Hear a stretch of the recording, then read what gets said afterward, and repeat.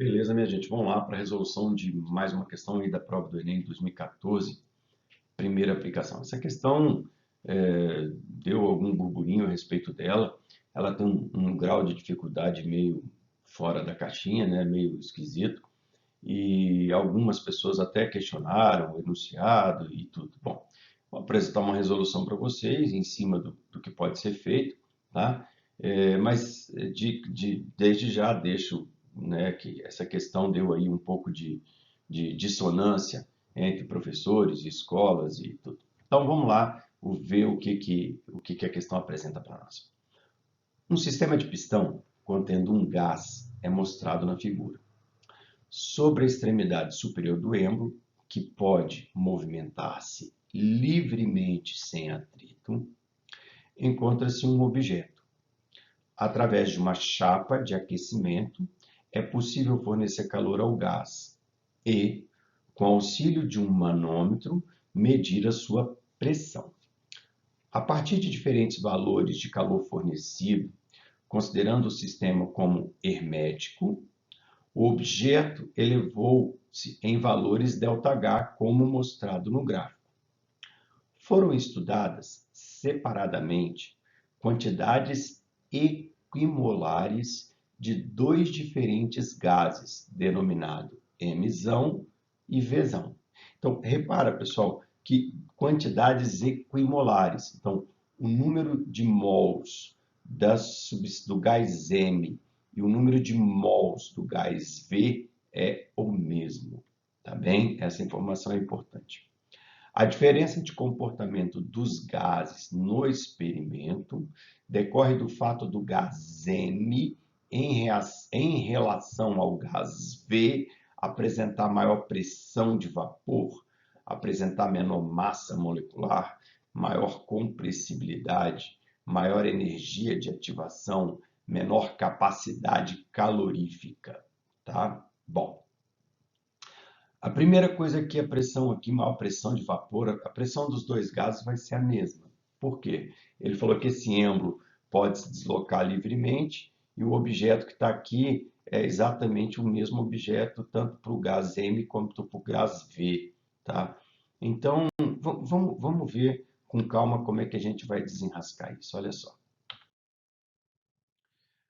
Quando a gente fala que o êmbolo pode mover-se livremente, a gente então está admitindo que a pressão sobre esse gás é constante.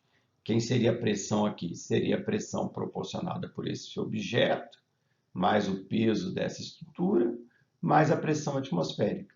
Então, seria a pressão pelo peso do objeto, pelo peso desse negócio aqui, mais a pressão atmosférica. Mas a pressão é a mesma nos dois casos. A pressão não vai mudar, tá bem? Bom, então, pensa comigo.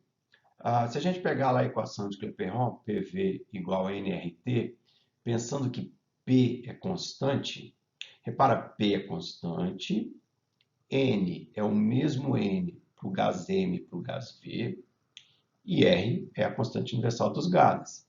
Então, repara que eu posso, já que a pressão é constante, eu posso fazer P delta V, NR delta T. Então, para todo ΔT, eu vou ter um ΔV, mas não vai ter mudança na pressão e não vai ter mudança no número de mols, no sistema hermético, nem no R aqui, que é a constante dos gases. Tá bem? E aí, repara, quem é esse ΔV? Esse ΔV nada mais é do que a área vezes o ΔH, né? Você vai ter uma área vezes um ΔH. Então, o ΔV, a variação de volume, é a área vezes a variação de altura, tá?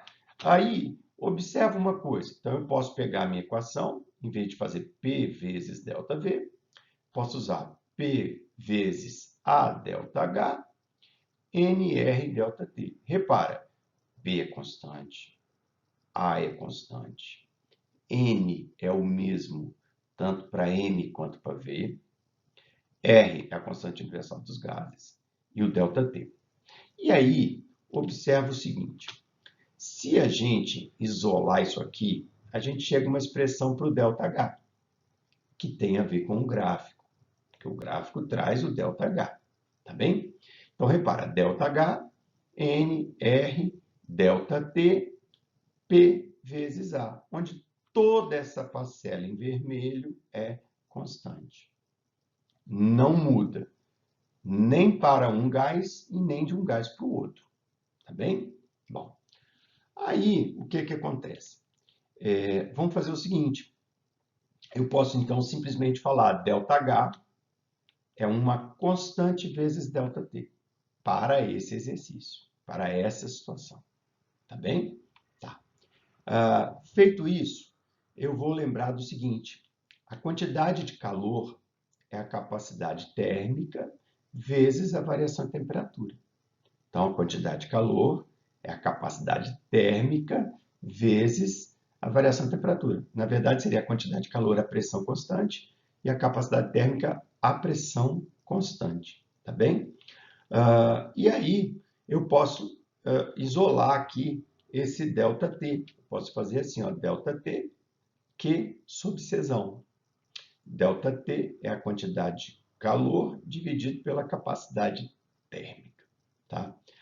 De posse disso, observa uma coisa. Eu posso ΔH, K ΔT. Então, ΔH, K vezes Qzão sobre C. ΔH, K vezes Qzão sobre C. Tá bom? Com isso, eu consigo entender a lógica desse gráfico.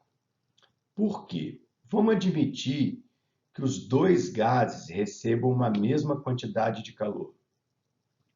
Então, vamos aqui no gráfico. Ó. Os dois gases vão receber a mesma quantidade de calor.